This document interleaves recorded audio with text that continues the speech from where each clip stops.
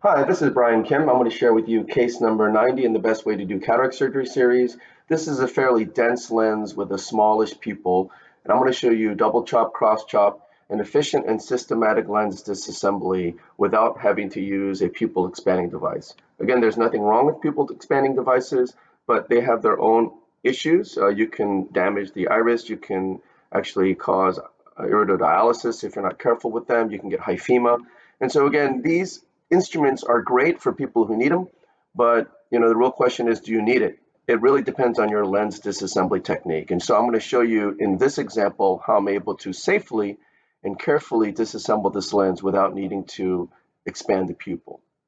So I use a corneal marker to help me center and size my rhexis.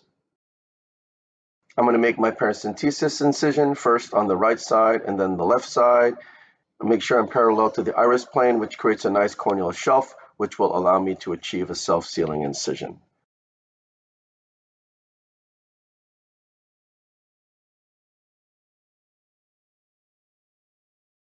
I'm going to inject some intracameral lidocaine and then some intracameral epinephrine. The intracameral epinephrine does help to stabilize the pupil, even though it doesn't really make it that big.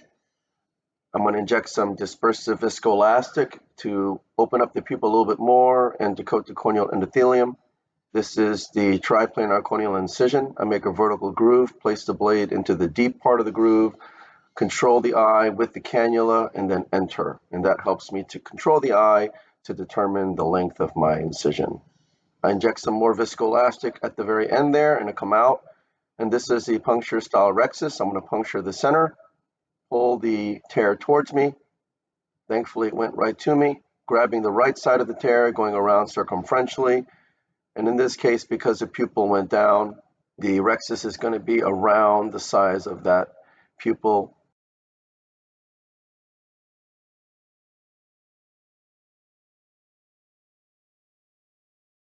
Finish off the rhexis, burp some viscoelastic out. This is the capsular fornix hydrodissection technique. I place the cannula underneath the rhexis edge. You see that little jiggle? It tells me that I'm within the capsular bag. I point the tip down, get a nice wave, decompress on the left side, turn the cannula tip down on the right, and the lens spins quite nicely.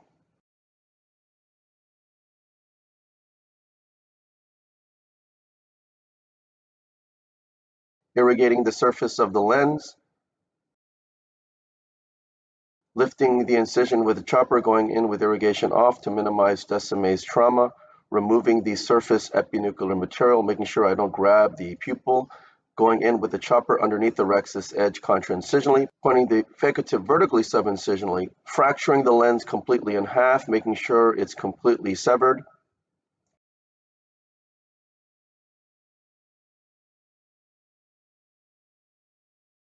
Placing the chopper around the right heminucleus, pulling it centrally, crushing the right heminucleus in half. That is double chop and cross chop. Using some vacuum to lift that first quadrant up, which it does, and then crushing it and then emulsifying it. Placing the chopper underneath the second quadrant, lifting it up and then crushing it with the chopper and phaco tip and emulsifying the fragments. Going after that fragment there, lifting it up with the chopper, crushing it, and then emulsifying the lens piece. I'm going to turn the second heminucleus in front of me, placing the chopper underneath the rhexis edge, placing the phaco tip deep in the bag, crushing and dividing that heminucleus, placing the chopper underneath the third quadrant, pulling it centrally, crushing it against the phaco tip. It didn't quite chop it clean, so I do it again.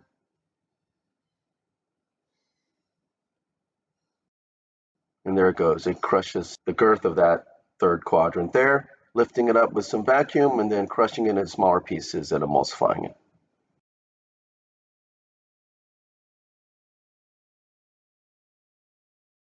That's the last piece of the third quadrant there.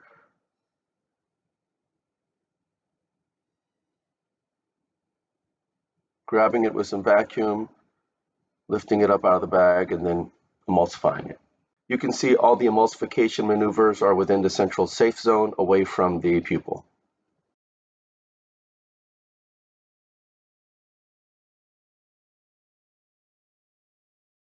I rotate that fourth quadrant in front of me, place the chopper underneath the rexus edge. Because I can't visualize the rexus edge as well, I'm just being very careful to push the lens down as I try to get around it. Sometimes when you do that, the lens wants to turn, and so it's very careful, and that's why you see I'm going over and over and over again, because I'm making sure I'm not hooking the capsule by pushing it down. When you push it down, it does cause the lens to tilt and rotate sometimes.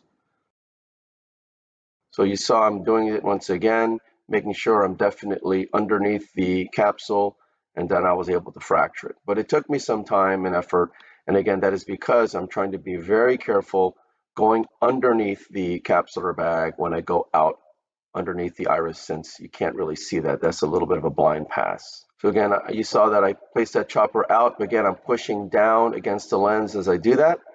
And then I had the phaco tip deep in the bag, and then I was able to effectively divide that lens. And now I'm using mechanical fracturing forces to just crush it into smaller and smaller pieces. You can appreciate the density of this lens every time I'm crushing the lens between the chopper and the phaco tip.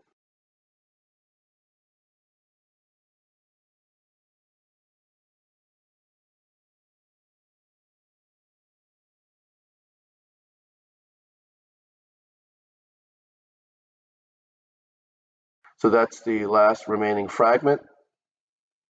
I divided it and emulsified it. So this is epinucleus now. I grab the anterior component and that piece tumbles out.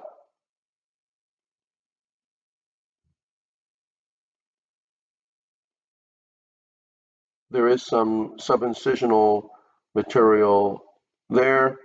I'm trying to rotate it a little bit with the chopper, manipulating it, retracting the iris there, protecting the iris, and then went after it with the vacuum.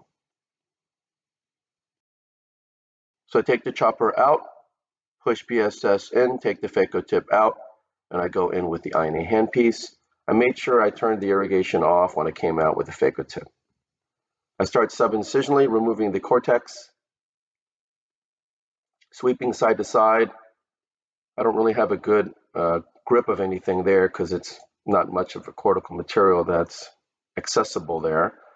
So I end up grabbing the capsule a little bit, go back, switch to the right side, grasping the cortex and peeling it off.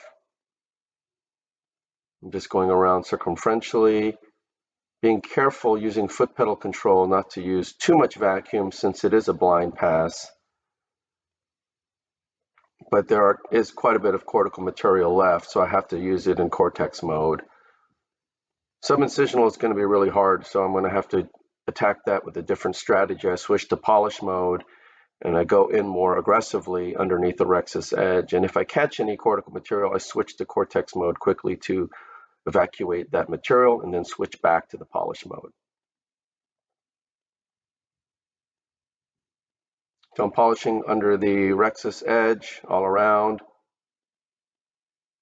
I suspect there's still some subincisional material that I'll have to go after.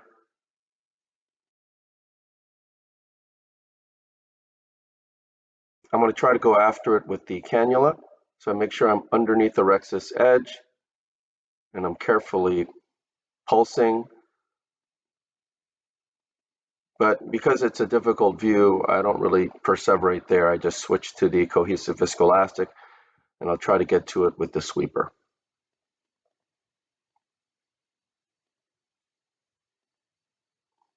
Polishing under the rexus edge to remove any lens epithelial cells, first on the left side and then the right side.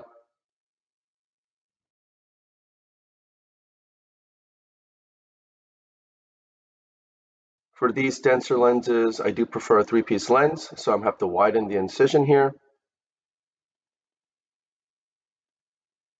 And this is a three-piece acrylic lens. I don't know if you noticed that, but the haptic was amputated off the optic there. And so we had to stop and start all over. Since the leading haptic was amputated, we had to use a new lens. And because I have to make an incision, how wide the incision is varies a little bit. When I have to use a little bit more effort, it does cause more viscoelastic egress.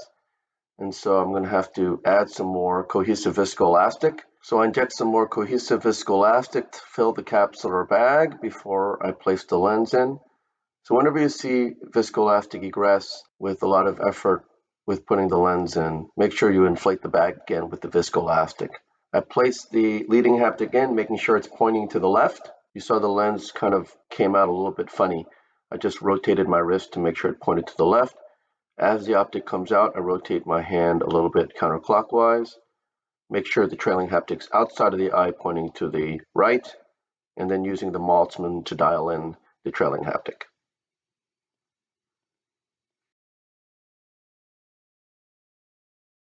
I go in with irrigation off, activate irrigation, go underneath the lens, removing the viscoelastic from within the bag,